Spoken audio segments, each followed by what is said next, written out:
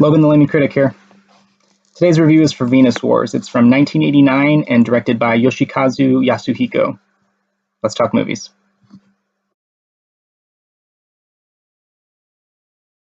At the beginning of the 21st century, a comet hits Venus and causes a reaction that leads to the planet eventually becoming habitable.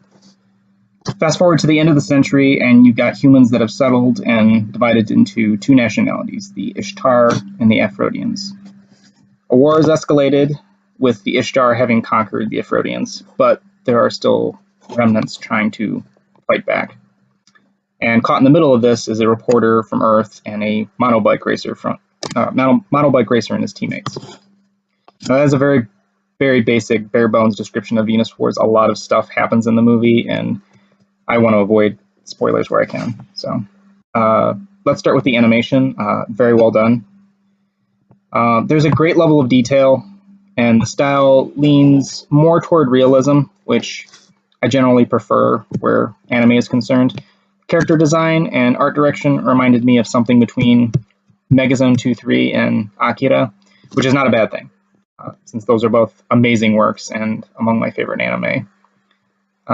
There may even be a bit of Genesis Climber Mospita in there, and the main character, Hiro, reminds me of JJ from Zillion. In any case, I like the look of the film. There are two instances where there's animation over top of live action footage. So they're showing scenery, live scenery, with the monocycles drawn over top to look like the camera's actually following them. It's a neat effect. It's an imperfect one. There's a spot where there's giant tanks that sort of jump up and down, and it takes you out of it, which is unfortunate. But these are only brief, and it didn't keep me from liking the movie overall.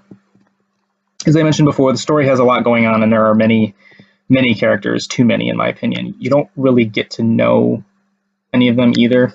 Even the two main characters are pretty underdeveloped, and they don't interact that much, oddly enough. They don't have too many scenes together. But anyway, it's hard to care about them, which is a shame because the storyline is interesting, and the action is exciting and well executed. The scenes with the monobikes and the tanks and rocket launchers and all that stuff, it really deserves fleshed out characters. I'm guessing this problem might stem from it being based off of a manga, so they were trying to streamline the story, and the character stuff suffered as a result, but I don't know that for sure.